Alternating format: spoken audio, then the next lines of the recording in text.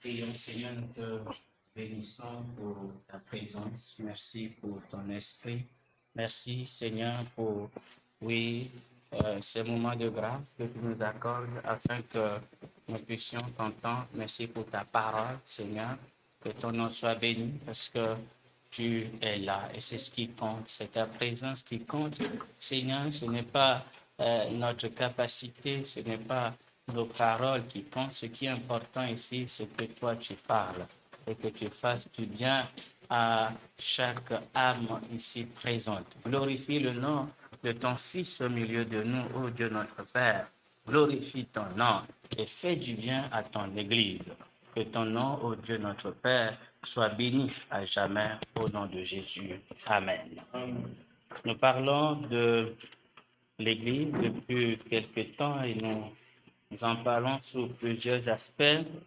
Nous avons évoqué les fondements, nous avons évoqué l'Église en tant que maison qui doit être bâtie sur un fondement solide. Nous avons parlé de l'Église en tant que corps, mais aussi épouse, donc maison. Tout est, en tout cas les trois se rejoignent sur un point essentiel, l'unité. Et en tant que corps, on parle beaucoup plus de l'unité du corps de Christ. Et nous avons évoqué l'unité la dernière fois et les enseignements portant sur la compréhension de l'œuvre de la croix touchent également l'Église. Tout ça est lié. Le désir du Seigneur, c'est que nous saisissions la réalité de l'Église et que nous puissions en jouir pleinement.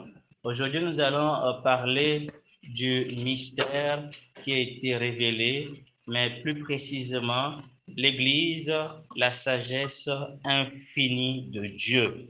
L'Église, la sagesse infinie de Dieu. Nous lisons donc Éphésiens, le chapitre 3, Éphésiens le chapitre 3, ce que la parole de Dieu nous dit, Éphésiens le chapitre 3.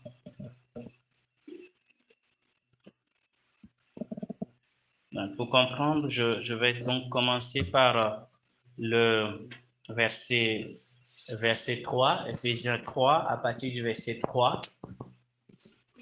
C'est par révélation que j'ai eu connaissance du mystère sur lequel je viens d'écrire en peu de mots.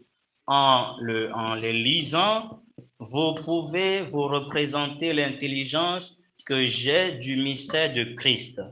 Il n'a pas été manifesté au Fils des hommes dans les autres générations, comme il a été révélé maintenant par l'Esprit aux saints apôtres et prophètes de Christ.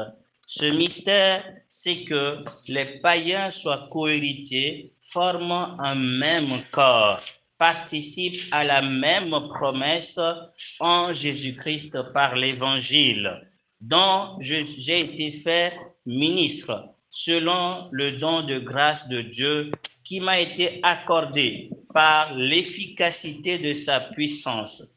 À moi, qui suis le moindre de tous les saints, cette grâce a été accordée d'annoncer aux païens les richesses insondables, ou plutôt incompréhensibles, de Christ, et de mettre en lumière quelle est la dispensation du mystère caché de tout temps en Dieu qui a créé toutes choses, afin que les dominations, les autorités dans les lieux célestes connaissent aujourd'hui par l'Église la sagesse infiniment variée de Dieu, selon le dessein éternel qu'il a mis en exécution par Jésus-Christ notre Seigneur, en qui nous avons par la foi en lui la liberté de nous approcher de Dieu avec confiance.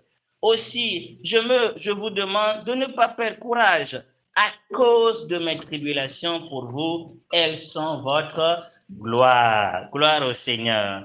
Nous parlons de l'Église en tant que l'instrument par lequel Dieu révèle sa sagesse infiniment variée. Donc, ou bien la sagesse diverse de Dieu s'est révélé au travers de l'Église. Donc Dieu a révélé sa sagesse dans le temps passé de plusieurs façons. Mais il y a dans l'Église une particularité de la sagesse qui a été révélée, qui n'avait pas été donc révélée auparavant. Dieu a choisi que ce soit au travers de l'Église que les dominations et les autorités dans les lieux célestes connaissent la sagesse infiniment variée de Dieu.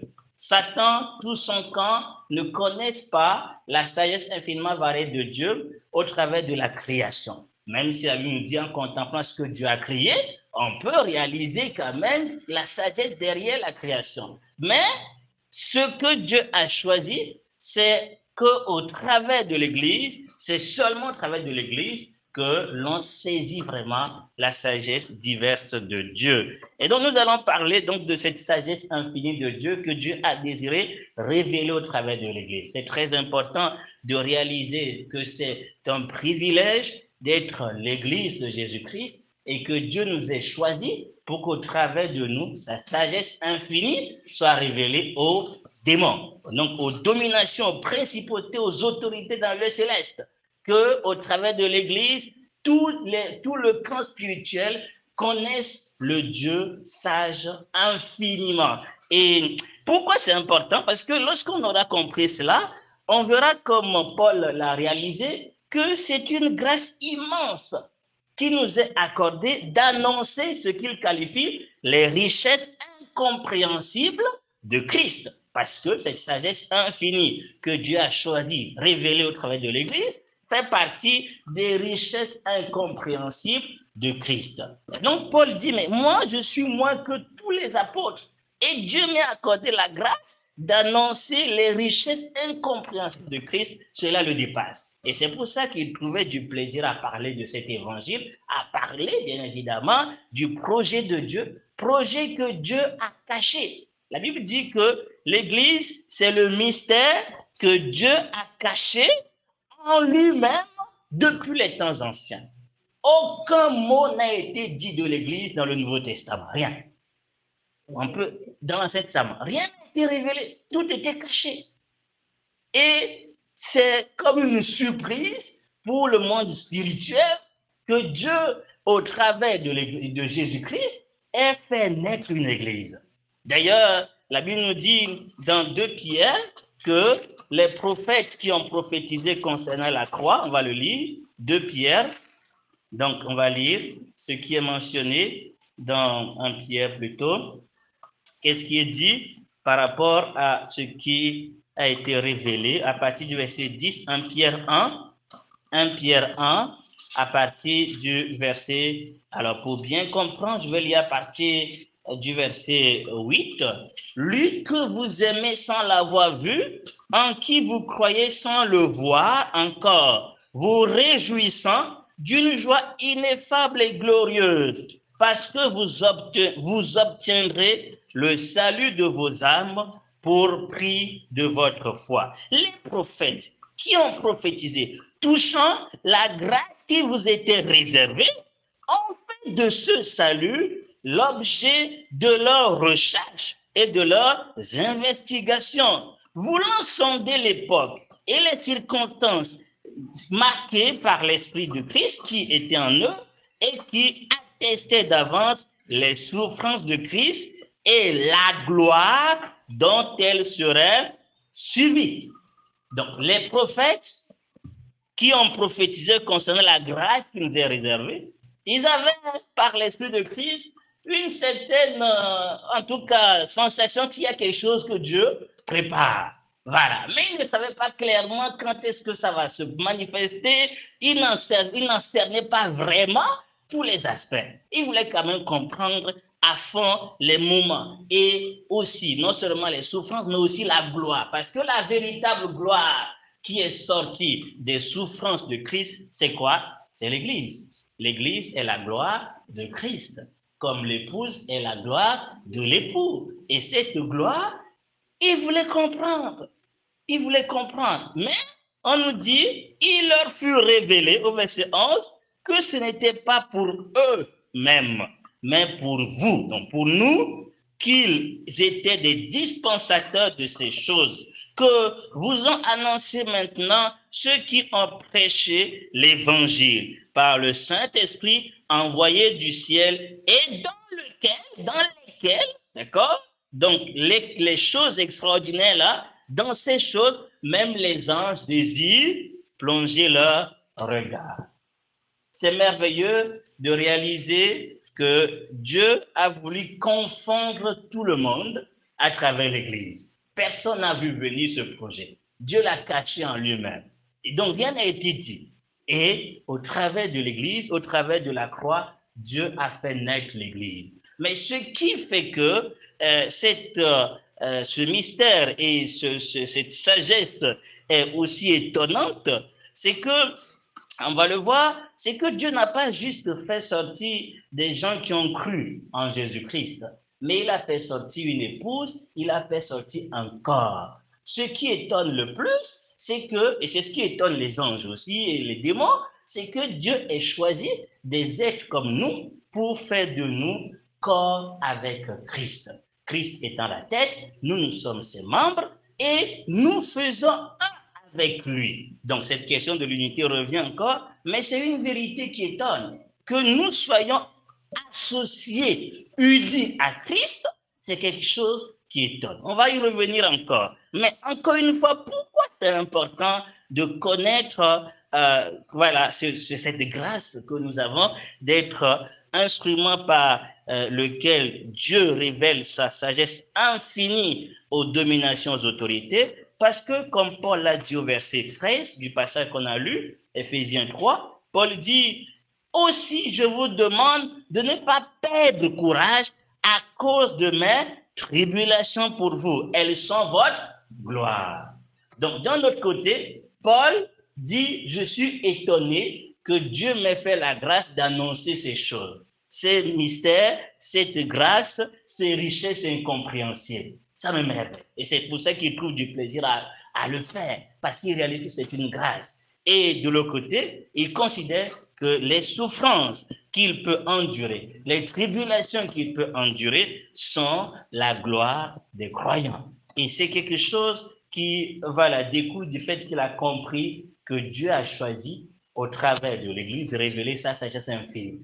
Et donc, même souffrir pour Christ est une chose glorieuse. Il dit de ne pas perdre courage. Donc, encore une fois, il est important pour nous de réaliser ce qu'est l'Église, de réaliser le projet que Dieu avait caché et qu'il a révélé, de réaliser ce qui étonne les anges, ce qui étonne les démons, qui cherchent à comprendre, à sonder ce mystère, ne comprennent pas concrètement de quoi il s'agit. Maintenant, pourquoi, comme je le disais, cette sagesse infinie, voilà, infiniment variée de Dieu, est aussi étonnante. Première raison, comme j'ai évoqué, c'est que dans le projet de Dieu, nous ne sommes pas juste des sauvés, dissociés du corps, de la tête, mais nous sommes membres du corps de Christ. Et c'est ce qu'il a évoqué, c'est ça le mystère. Dieu a choisi les païens, les juifs, et il a fait d'eux un seul corps. Il les a unis à Jésus-Christ. Et être corps avec Jésus, ça veut dire quoi? Ça veut dire que nous partageons tout avec la tête.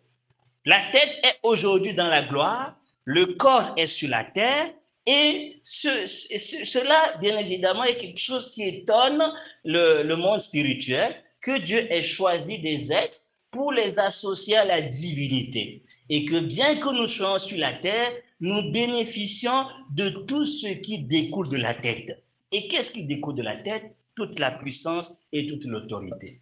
Vous savez, quelqu'un qui vient juste de naître de nouveau, un enfant qui vient de naître de nouveau, a toute la puissance de dégager Satan. Juste au nom de Jésus, Satan est dégagé. Donc, Satan s'étonne de comment Dieu peut choisir un petit pour troubler le monde spirituel.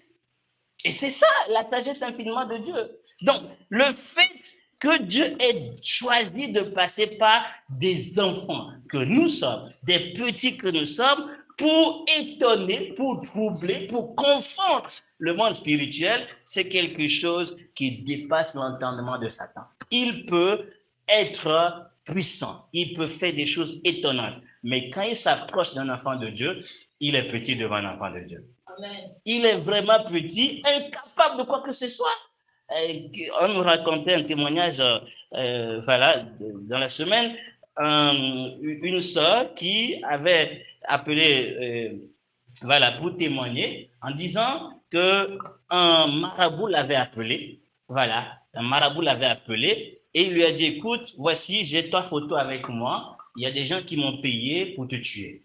Mais j'ai tout fait, je n'ai pas pu te tuer. Je t'ai cherché partout, mais je n'ai pas pu te toucher. Évidemment, donc la sœur, bon, pour couper le témoignage, la sœur lui a fait comprendre que c'est parce qu'évidemment, il est invisible en Christ. C'est parce qu'elle est en Jésus-Christ. Et nul ne peut s'attaquer à lui. Et ça, c'est quelque chose que les démons ne comprennent pas. Ils peuvent faire des grandes choses, mais comment se fait-il qu'un petit peut dormir tranquillement dans son chat, les démons viennent le chercher, on ne le trouve pas.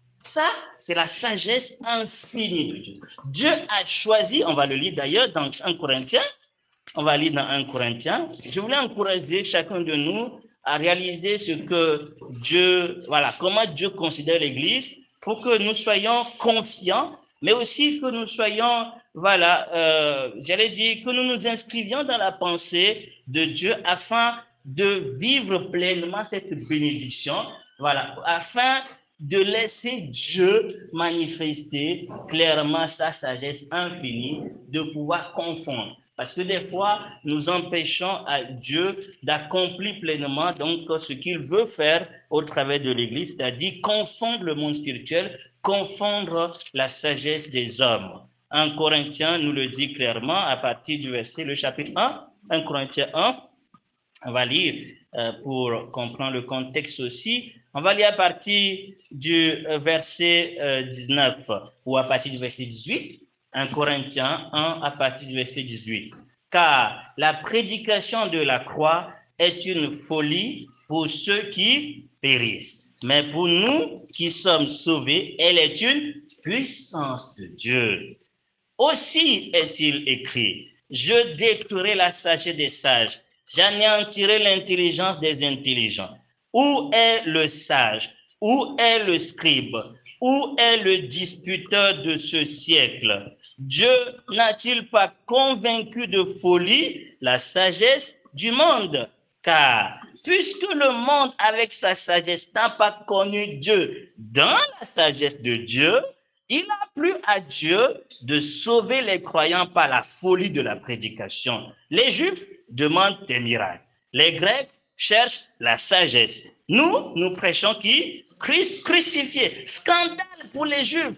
Folie pour les païens. Mais puissance de Dieu et sagesse de Dieu pour ceux qui sont appelés tant juifs que grecs. Car la folie de Dieu est plus sage que les hommes et la faiblesse de Dieu est plus forte que les hommes. Considérez, frères, parmi vous qui avez été appelés, il n'y a ni beaucoup de sages selon la chair, ni beaucoup de puissants, ni beaucoup de nobles. Mais Dieu a choisi les choses folles du monde pour confondre les sages. Dieu a choisi les choses faibles du monde pour confondre les... Et Dieu a choisi les choses viles du monde, celles qu'on méprise, celles qui ne sont point, pour réduire à néant celles qui sont, afin que nulle chair ne se glorifie ne se glorifie devant Dieu. Or, c'est par lui, par Dieu, que nous avons été, que vous avez été, vous êtes en Jésus-Christ, lequel de par Dieu a été fait pour nous comment? Sagesse, justice et sanctification et rédemption. Gloire à Jésus. Donc, on comprend ici que cette question que Dieu ait choisi l'Église pour qu'au travers de lui, il confonde voilà, le monde spirituel, sa sagesse infinie qui était cachée, c'est quelque chose qui a été manifesté par le fait que Dieu a choisi ce qui est méprisé selon les hommes. Il a choisi, voilà, je vais insister sur 2 points. Il a choisi de confondre les sages, on l'a évoqué tout à l'heure, par, voilà, donc ce qui est faible. Il dit, donc, considérez parmi vous, est-ce qu'il y a de puissant, est-ce qu'il y a de noble. Dieu a choisi ce qui est faible, ce qui en apparence, donc, n'a pas de puissance, n'est pas fort. Et c'est ce que Dieu choisit pour confondre la sagesse de l'homme. Mais il a aussi choisi ce qui est petit, comme il va dire, petit troupeau, votre Père a choisi de vous donner le royaume, alors que nous sommes un petit troupeau. Donc, des fois, il arrive que nous méprisons bien, nous ne considérons pas cette sagesse, nous ne comprenons pas cette sagesse que Dieu a voulu révéler. Donc, qu'est-ce que nous devons noter? C'est que si nous voulons réellement qu'au travers de nous, la sagesse de Dieu soit un moyen pour confondre le monde spirituel, nous devons nous inscrire dans la pensée de Dieu. C'est-à-dire, nous devons nous inscrire dans ce que Dieu choisit pour confondre. Il choisit ce qui est faible, il choisit ce qui est petit. Même dans le corps, il va dire, même quand vous considérez le corps, c'est le membre qui, à l'apparence, est petit, le membre qui n'a pas d'honneur, Dieu va le combler d'honneur, va lui donner une importance capitale. C'est comme ça que Dieu fonctionne. Qu'est-ce qu'on doit apprendre de cela? On doit apprendre que lorsque nous sommes faibles, c'est une merveilleuse occasion, c'est-à-dire un moment que le Seigneur veut utiliser pour confondre les forts. On ne doit pas être dérangé de se sentir faible. Au contraire, quand Paul a compris ça, qu'est-ce qu'il a dit? Je veux être davantage faible, parce que dans ma faiblesse, la puissance de Dieu s'accomplit. Parce que c'est quand même quelque chose d'incompréhensible que Dieu choisit des gens faibles, des gens incapables de faire des choses pour, voilà, qu'au travers d'eux, il puisse en réalité donc confondre les gens.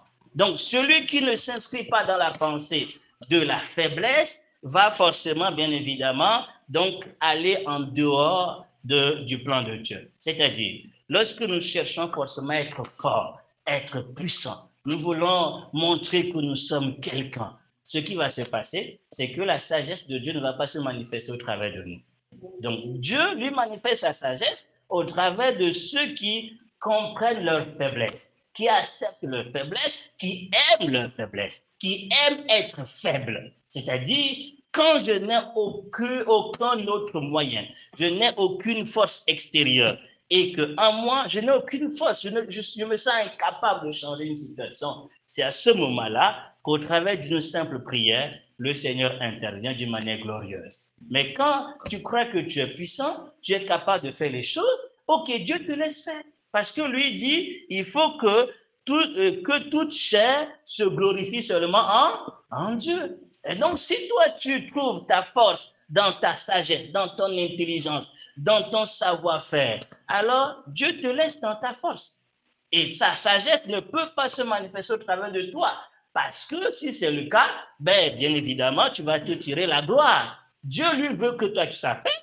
Ainsi, il va manifester sa puissance et le monde spirituel va être étonné. Comment un faible peut-il remporter une telle victoire? Donc, nous devons être dans cette pensée que lorsque nous sommes faibles, c'est alors et à ce moment-là que Dieu révèle sa puissance. L'Église dans ce monde, la vraie Église, est en apparence faible. Elle est méprisée. Elle n'est pas, bien évidemment, j'allais dire, riche comme on peut le dire. L'Église, en apparence, peut donc être comme un pauvre. Mais combien il est clair que dans les Écritures, c'est l'Église qui soutient toutes choses. Parce que quand l'Église va quitter ce monde, ce sera le chaos. Donc pendant que nous on est, les gens continuent à vivre un peu. Mais quand nous quittons ce monde, ce sera le chaos. C'est l'Église, au travers de l'Église, que tout est soutenu encore. Au travers de nos prières, au travers de l'évangélisation, que Dieu soutient encore toute chose. Mais quand l'Église va partir, ce sera fini. Ça veut dire que lorsque nous nous sentons faibles, nous devons bien évidemment non pas être dérangés par rapport à ça, mais au contraire, recourir au Seigneur pour qu'au travers de notre faiblesse, il va manifester sa puissance. Donc, nous devons nous inscrire dans cette pensée. Mais aussi, ne pas mépriser des choses qu'on peut considérer de petites. Parce que Dieu a choisi qu'au travers des petites choses, il puisse confondre la sagesse du monde spirituel. Et nous allons lire pour ce faire quelques exemples. C'est très important de ne pas mépriser ce qu'on peut qualifier de petit. Hein? Donc, c'est vraiment important. Et quand nous réalisons la valeur de ce que nous avons, donc même si ça semble être petit à nos yeux, nous devons bien évidemment donc valoriser cela devant le Seigneur, avoir un autre regard. On se rappelle de ce qui s'est passé avec Pierre et Jean qui allaient prier. Donc, eux, ils n'avaient pas d'argent. Ils pouvaient, aux yeux des hommes, être méprisés. On pouvait les considérer comme n'ayant rien du tout. Mais c'est au travers d'eux qu'un paralytique a été, voilà, guéri. Ils ont dit, nous n'avons rien, mais nous avons quelque chose. Ce que nous avons, nous te le donnons. Au nom de Jésus, lève-toi et marche. Donc, juste ce mot a fait en sorte que la personne a été guérie. Des fois, nous méprisons ce que nous avons, parce que pour nous, ce n'est pas grande chose. C'est la même chose qui fait que les gens sont empêchés de rentrer dans la bénédiction du salut, parce qu'ils estiment que c'est trop simple de croire et d'être sauvé. Donc, les gens aimeraient qu'on complique un peu le processus du salut. Mais Dieu a choisi de simplifier les choses. Et c'est là que les gens sont confondus. Mais quelqu'un qui dit, mais Dieu, dans sa sagesse, a voulu qu'au travers de Jésus-Christ, on parvienne au salut. Je mets ma confiance en Jésus-Christ, cette personne est sauvée, délivrée et vit dans le bonheur. Mais celui qui est sage, qui dit non, mais c'est trop simple, il faut compliquer les choses, il va rester dans son malheur. Vous voyez, c'est comme ça. Il faut donc considérer la valeur de ce que Dieu nous donne, parce que Dieu aime ce qui est simple, petit, et c'est par cela qu'il va se glorifier. Nous allons lire Luc. Donc le passage où le Seigneur a multiplié le pain, Luc le chapitre 9. Nous allons apprendre quelque chose d'important. Luc le chapitre 9. Luc le chapitre 9. On va lire directement le verset 16. Quelqu'un peut lire? Luc 9, le verset 16.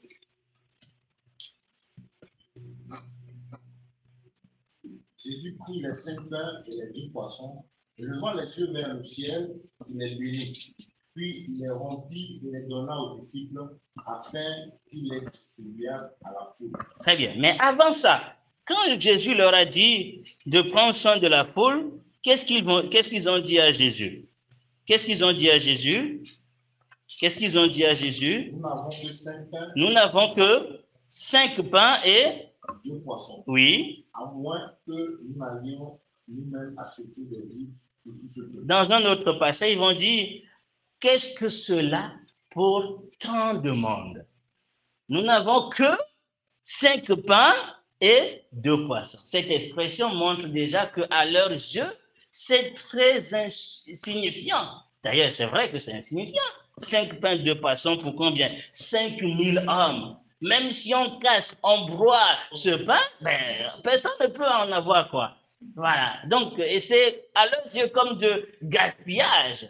Comment distribuer ces 5 pains à 5000 personnes? Vaut mieux qu'une seule personne en mange, elle est satisfaite et puis c'est tout. Et vous imaginez que celui qui a apporté ce 5 pains et 2 poissons, c'était un petit enfant. Ce n'était pas un homme âgé, c'était un petit enfant qui, dans sa logique, se dit peut-être, bon, ok, voilà, on va quand même sortir, peut-être qu'on aura faim, donc je vais en manger. Il prend 5 pains et 2 poissons pour aller manger. Donc, un petit enfant qui a 5 pains et 2 poissons et qui, à la demande du Seigneur, accepte quand même de mettre ça entre les mains de Jésus. Et au travers de ça, le Seigneur a fait le grand miracle. Il faut que nous sortions de la pensée de grandeur et nous associer à la simplicité de Christ, à la simplicité de l'Évangile, à la simplicité des voies du Seigneur. Ce qui importe pour le Seigneur, ce n'est pas la quantité du pain et du poisson. Ce qui importe pour le Seigneur, c'est le fait que ces 5 pains et ces 2 poissons lui soient confiés. Il suffit que ça rentre entre ses mains et ça devient un miracle. Donc, nous ne devons pas voir l'état de ce que nous avons ou de ce que nous savons faire. Ce qui est important, c'est de mettre ça entre les mains du Seigneur. Et le Seigneur va s'en servir pour faire son miracle. Vous rappelez que le Seigneur, à un moment dans son parcours, a été contraint de payer de l'impôt. Vous vous rappelez de ça? Et qu'est-ce qu'il a fait? Qu'est-ce qu'il a fait? On lui a dit, tu dois payer de l'impôt. Qu'est-ce qu'il a fait? Il a envoyé Pierre faire quoi? Alors, Jésus doit payer de l'impôt. C'était injuste, mais il devait le faire pour ne pas causer de soucis. Il n'avait pas d'argent. Pierre n'avait pas d'argent. Jésus était dans un état de faible à ce moment-là. Et on sait qu'il est puissant, il peut donc juste parler et l'argent sort. Il peut mettre la main dans... Il dit, Pierre, mets la main dans la poche et va le payer. Mais il ne l'a pas fait. Pourquoi demande-t-il à Pierre d'aller pêcher pour qu'il y ait le miracle? Pourquoi il fait ça? Pourquoi il fait ça? Pour confier entre les mains de Dieu ce qu'il sait faire et à partir de là, il va faire le miracle. Pour Pierre, peut-être que c'est insignifiant d'aller pêcher, n'est-ce pas? C'est aller pêcher, il sait pêcher tout cela, mais pour le Seigneur, c'était important que Pierre comprenne que le miracle vient du fait que, sur son instruction, il met en œuvre ce qu'il sait faire. Il ne devait pas négliger ce qu'il sait faire. Et donc, je voulais nous encourager au travers de ce message de ne pas négliger les faibles choses ou bien les faibles choses qu'on sait, les choses qui sont petites à nos yeux. De ne pas négliger la prière, de ne pas négliger, bien évidemment, la foi qui peut donc pour nous être quelque chose de fou. Il y a un besoin, on dit, mais il faut croire, il ne faut pas s'inquiéter. Mais c'est au travers de cette tranquillité que Dieu va agir. Au travers d'une simple prière, pas d'une grande prière. Ce qui est important, ce n'est pas le volume de ta prière. Ce qui est important, ce n'est pas la longueur ou plutôt la quantité. Non, ce qui est important, c'est que cette prière, elle est faite avec foi en se reposant sur le Seigneur. Lorsque tu pries, c'est comme tu transfères le problème dans la main du Seigneur, qu'il s'en occupe. Et une fois que ça rentre dans ses mains étant bénies, ses mains étant puissantes, la situation va être réglée dans sa volonté. Donc, il ne faut pas négliger les petites choses comme si pour nous, ça n'a pas de valeur, il faut que ce soit quelque chose d'extraordinaire. Non, il faut être simple dans la foi, simple dans ce que Dieu nous demande. Peut-être que des fois, on cherche des miracles, on veut que Dieu nous s'affranchisse d'un problème, Dieu nous donne une solution. Mais Dieu dit, écoute, la chose que tu as à faire, c'est que tu mettes entre mes mains ce que je t'ai donné, ce que tu as déjà. Et alors, tu verras le miracle. Le miracle est à côté. Mais des fois, on ne voit pas ce miracle. Pourquoi? Parce qu'on voit de grandes choses, de grands moyens. Mais le Seigneur pouvait faire autrement. Au travers de Pierre, il a voulu nous montrer que ce qu'il nous donne, ce que nous savons faire, nous devons mettre ça entre ses mains.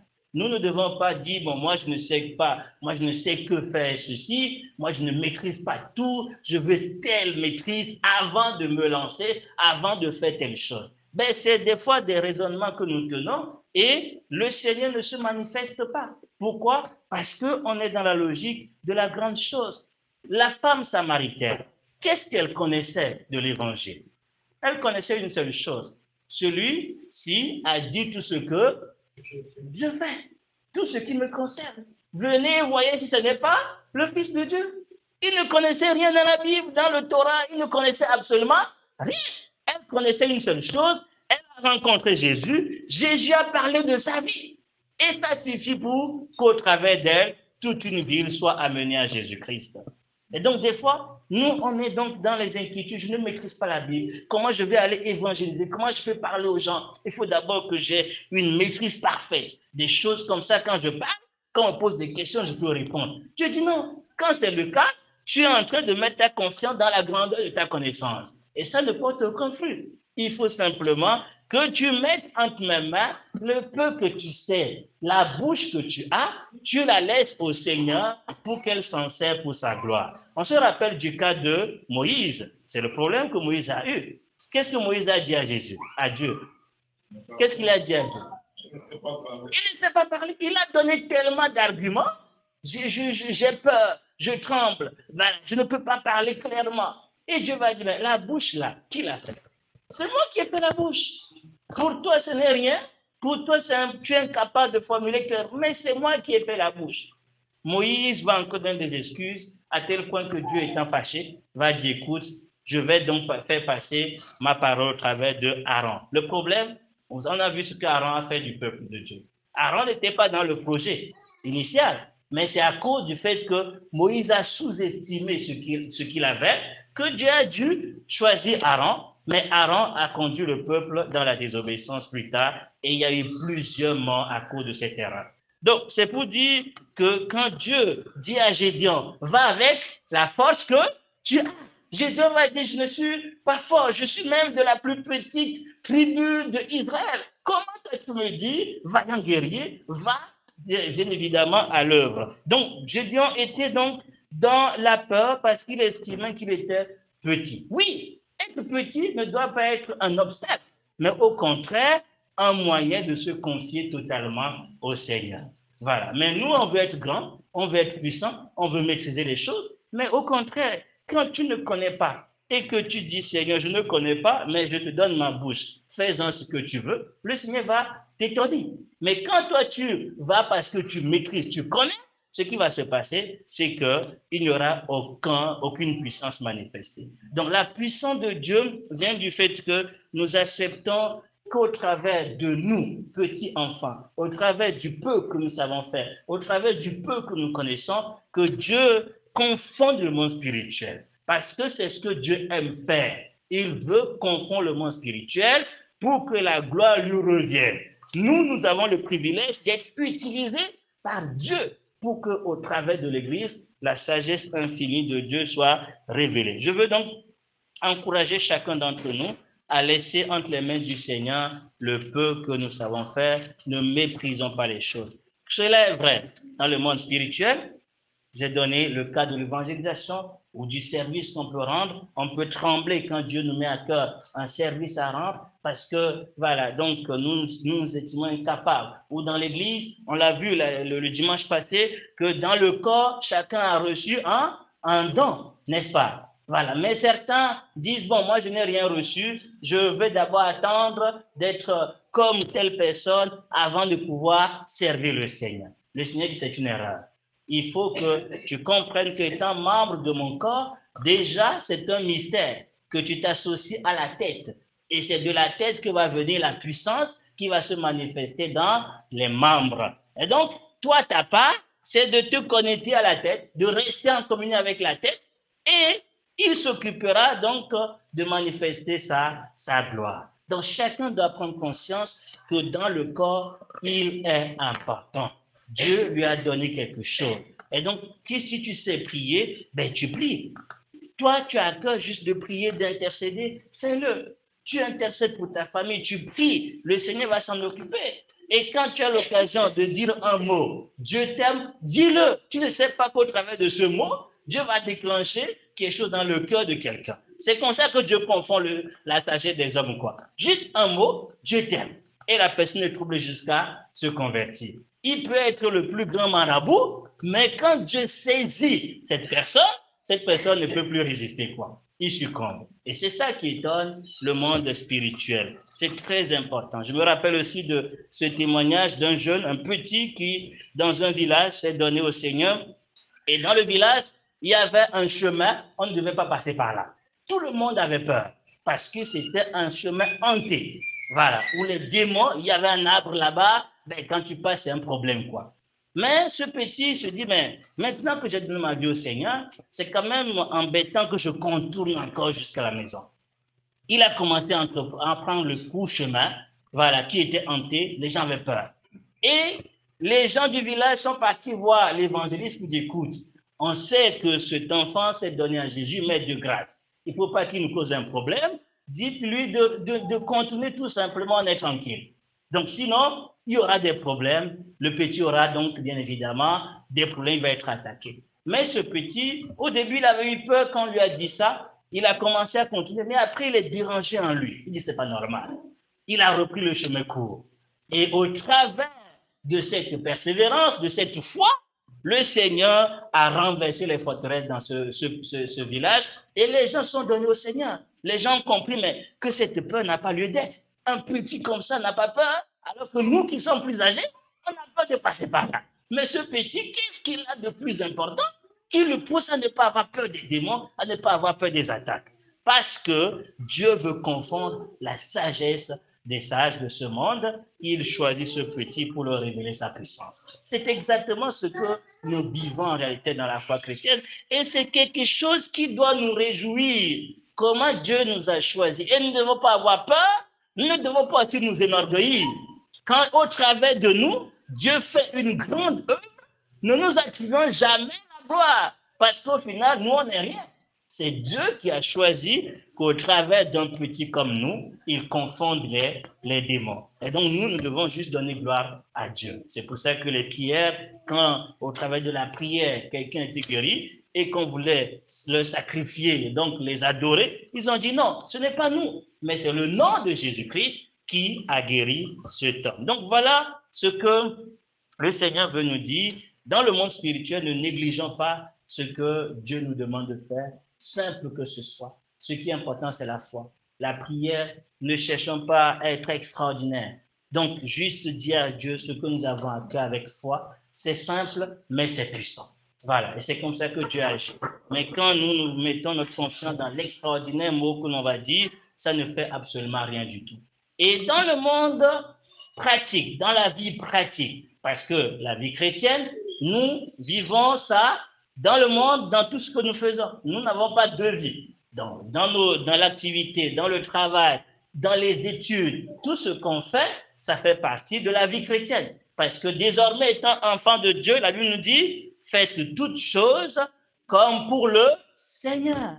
Donc, nous n'étudions plus pour nous, ne travaillons plus pour nous, nous n'entreprenons plus pour nous. Tout ça, ça fait partie de la vie chrétienne.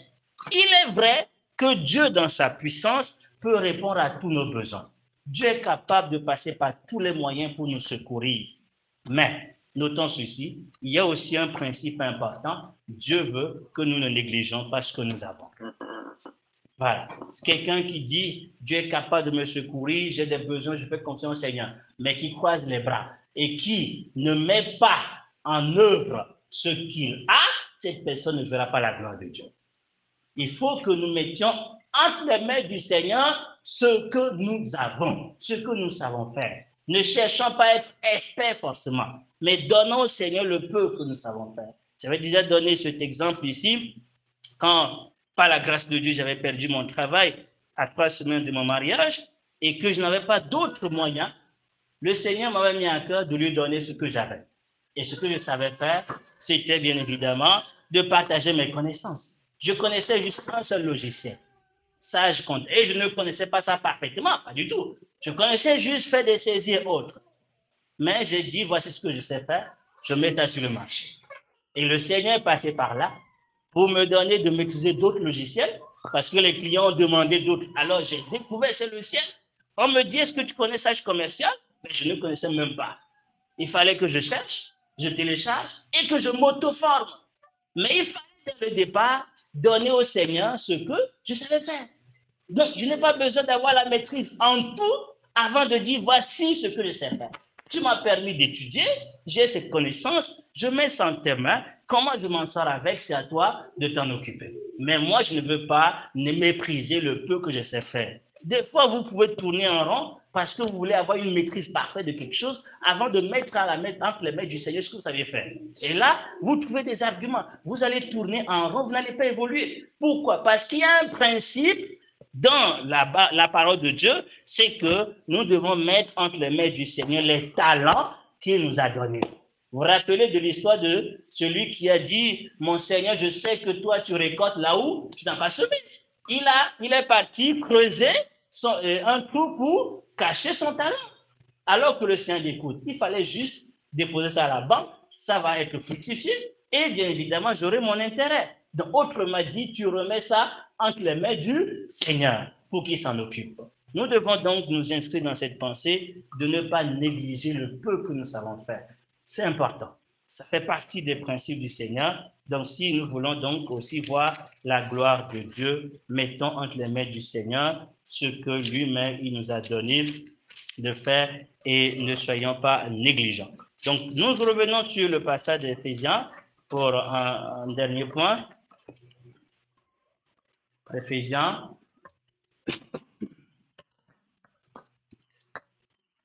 Nous sommes dans Éphésiens le chapitre 3.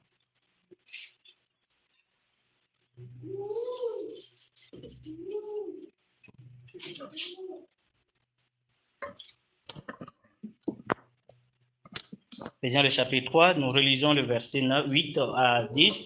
À moi qui suis le moins de tous les saints, cette grâce a été accordée d'annoncer aux païens les richesses incompréhensibles de Christ et de mettre en lumière quelle est la dispensation du mystère caché de tout temps en Dieu qui a créé toutes choses, afin que les dominations, les autorités dans les lieux célestes connaissent aujourd'hui.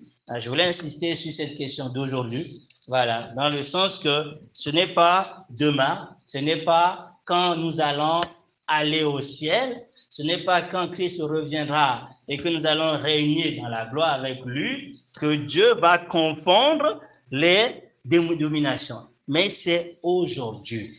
Aujourd'hui, quand nous croyons, aujourd'hui, quand nous mettons notre confiance dans le Seigneur, c'est aujourd'hui que le Seigneur veut faire en sorte qu'au travers de l'Église, la sagesse infinie de Dieu soit révélée. Et donc, cela encore pour nous encourager à considérer que, voilà, donc Dieu veut que, voilà, chaque jour dans notre vie, nous puissions le laisser agir, que nous puissions le laisser nous utiliser afin de révéler sa gloire. Nous devons donc, bien évidemment, voilà, nous inscrire dans cette pensée. Ce n'est pas quand nous allons grandir, quand nous allons bien évidemment être matures que Dieu va révéler sa gloire. Donc, la part de l'Église, c'est comme il est évoqué dans le chapitre de 1 Corinthiens chapitre 1, dans 1 Corinthiens le chapitre 1, notre part, on va lire encore 1 Corinthiens le chapitre 1, 1 Corinthiens le chapitre 1, voilà, 1 Corinthiens, excusez-moi, c'est plutôt Éphésiens, donc afin que dans les Éphésiens le chapitre 1, voilà, excusez-moi, Éphésiens le chapitre 1, Éphésiens le chapitre 1, voilà, Éphésiens le chapitre 1, il dit ceci, nous allons lire à partir du verset 19, quelqu'un peut lire, Éphésiens le chapitre 1 à partir du verset 19. Quelle est envers nous, qui croyons, l'infinie grandeur de sa puissance, se manifestant avec efficacité par la vertu de sa force. Il a déployé en Christ en le ressuscitant des morts et en le faisant asseoir à sa droite dans les lieux célestes, au-dessus de toute domination, de toute autorité, de toute puissance, de toute dignité, et de tout nom qui se peut nommer non seulement dans le siècle présent, mais encore dans le siècle à venir. Il a tout mis sous ses pieds.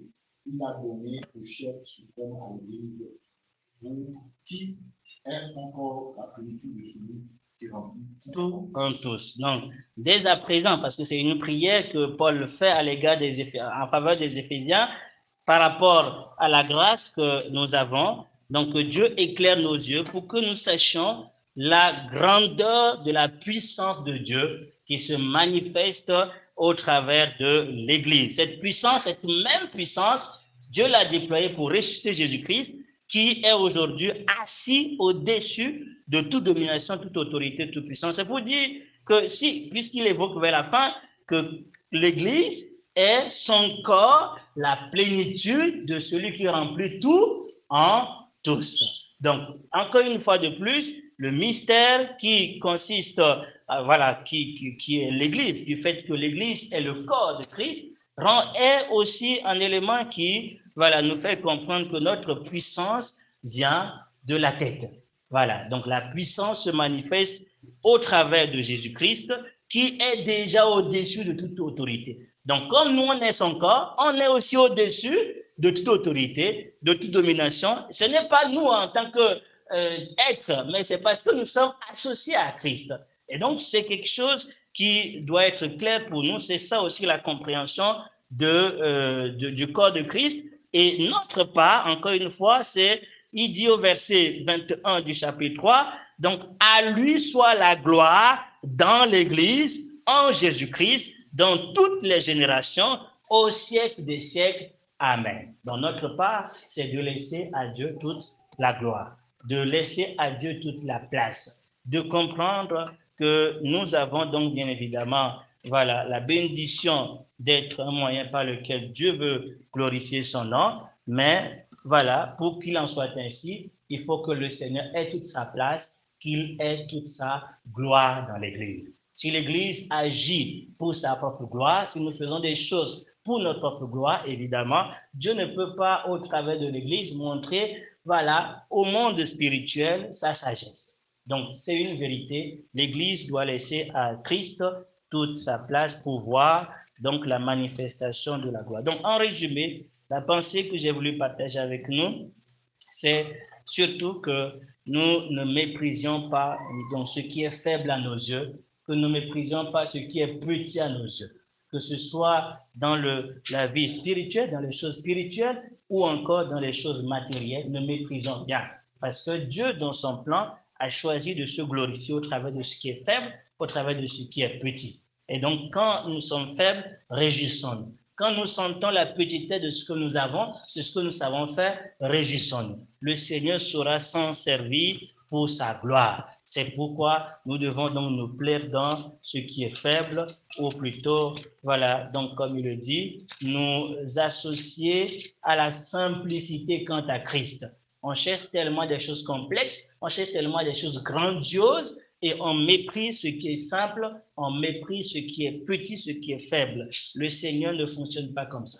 Quand tu apprends humblement à accepter ce qui est faible, c'est alors que le Seigneur va confondre Satan et tout son camp à travers l'action de l'Église. C'est un privilège. Donc, voilà, je prie que le Seigneur seul éclaire à chacun donc cette vérité extraordinaire d'être l'Église, la sagesse infinie de Dieu, et que nous réalisons que c'est un privilège. On doit bénir le Seigneur pour ça, que cela nous pousse à beaucoup d'humilité, mais aussi à beaucoup de foi, à beaucoup de confiance, et ne pas nous mépriser, mais plutôt être déterminé, en sachant qu'un enfant de Dieu fait trembler le monde spirituel, non pas à cause de ce qu'il est lui-même, mais à cause de Jésus-Christ, qui est le Tout-Puissant. C'est un privilège qu'il faut saisir, et je prie que le Seigneur nous donne une pleine lumière sur cette vérité. Nous allons prier. Seigneur, nous te bénissons pour la grâce que nous avons d'être l'Église, d'être corps de Christ, d'être un avec Jésus. Cette grâce que tu nous as révélée, parce que tu l'avais cachée aux temps anciens. Cette grâce dans laquelle les anges désirent même plonger leur regard. Cette grâce qui étonne le monde spirituel. Nous voulons que tu nous donnes de nous en réjouir. Donne-nous de réaliser la valeur de cette grâce. Nous ne la réalisons pas souvent suffisamment, Seigneur. C'est pour ça que je prie qu'au travers du Saint-Esprit, tu nous donnes la lumière sur cette grâce, cette vérité, qu'au travers de l'Église, tu as choisi de révéler ta sagesse infiniment variée aux démons, aux dominations, aux principautés, aux autorités dans le lieu céleste.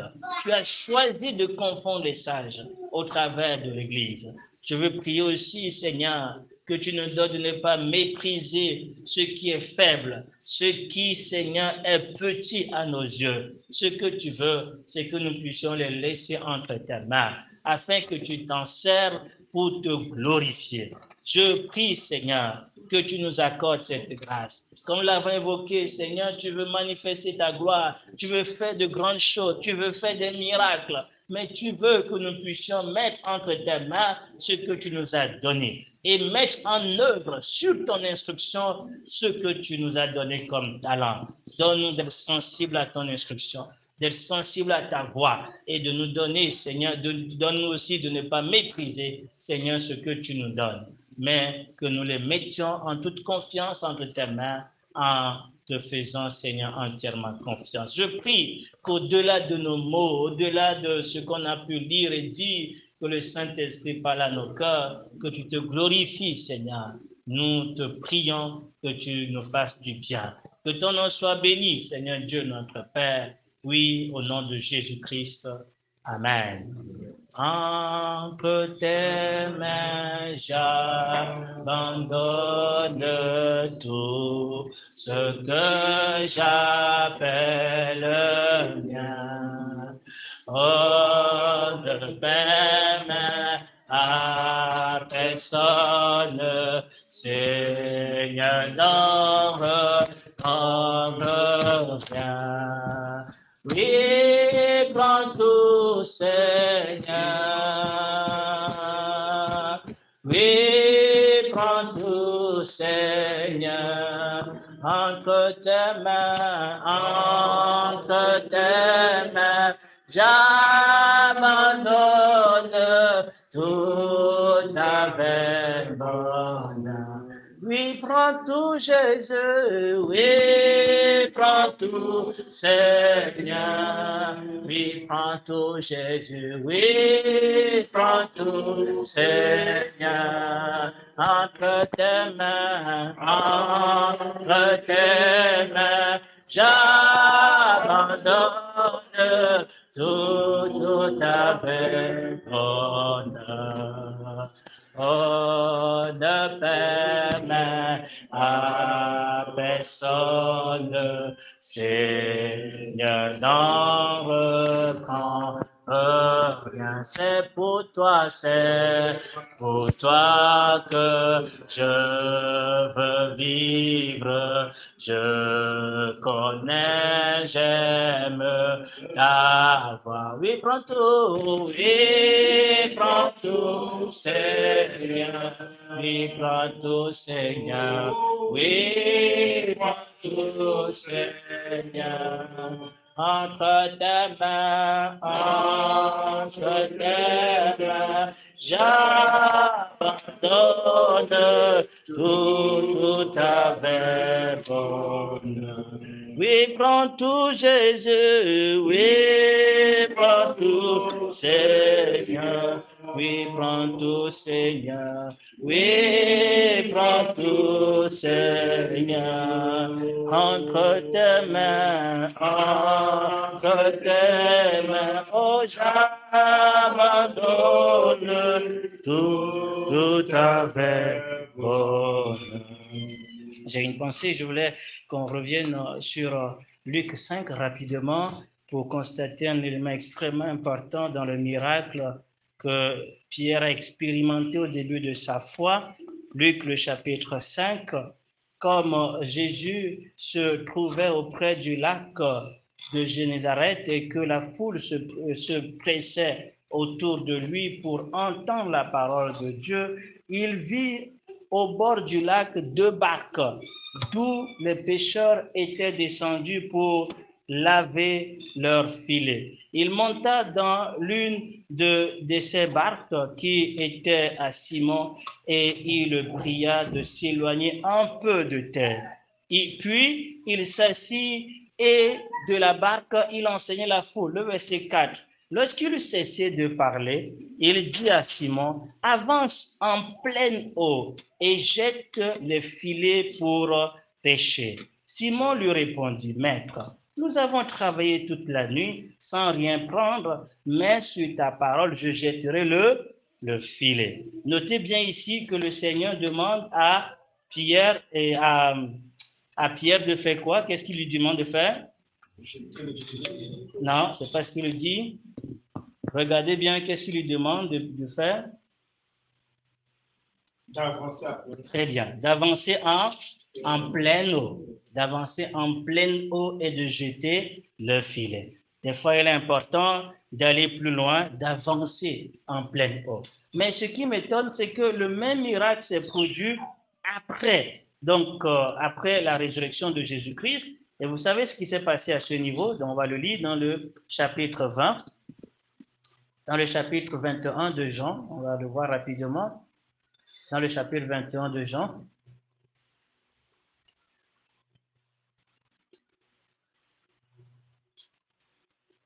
Le verset 6. Quelqu'un peut lire? Il leur dit, jetez le filet du côté droit de la barque et vous trouverez. Ils jetèrent donc, ils ne pouvaient plus le retirer à cause de la grande quantité. Le verset 8. Les autres disciples vinrent avec la barque, tirant le filet, et plein de poissons, car il n'était éloigné de la terre qu'à environ de 200 coudées. Je ne sais pas combien ça fait les 200 coudées, mais ce qui est étonnant ici, ce n'est pas en pleine eau quand même. Ce n'est plus en pleine eau, mais c'est presque même à terre, quoi. Ce que je veux dire, c'est que, comme je l'ai évoqué tout à l'heure, ce qui est important, c'est de mettre en œuvre ce que Dieu nous donne, de lui confier ce que nous avons. Mais ce qui est merveilleux, c'est que pour le Seigneur, que ce soit en pleine eau ou que ce soit à bord de la... Le miracle est possible. Donc, ce n'est pas une question d'aller, ce n'est pas une question de pleine eau ou de la position. Ce n'est pas une question de l'endroit. Ce qui est important, c'est que ce soit sur l'instruction du Seigneur. Voilà. Ça peut être en pleine eau, voilà, quand le Seigneur le demande, mais ça peut être tout simplement, voilà, donc au bord que nous jetons le filet et nous avons aussi un miracle extraordinaire. Donc ça peut, voilà, être utile pour quelqu'un. Donc des fois le Seigneur, oui, il peut nous pousser à aller plus loin, à persévérer, à faire, bien évidemment, donc voilà, ce qui nous demande à jeûner ou à le chercher. Mais des fois, il nous demande simplement une manifestation simple de la foi et nous voyons son œuvre s'accomplir. Ce qui est important, ce n'est pas de faire des systèmes, d'avoir des mécanismes. Il faut juste écouter le Seigneur et agir selon ce que le Seigneur te demande de faire. Donc, l'écoute du Seigneur, l'obéissance et jeter le filet sur son instruction, c'est là que nous voyons la gloire de Dieu se manifester. Donc, ce n'est pas l'endroit qui détermine le miracle du Seigneur. Que le Seigneur nous bénisse et bénisse sa parole dans nos cœurs.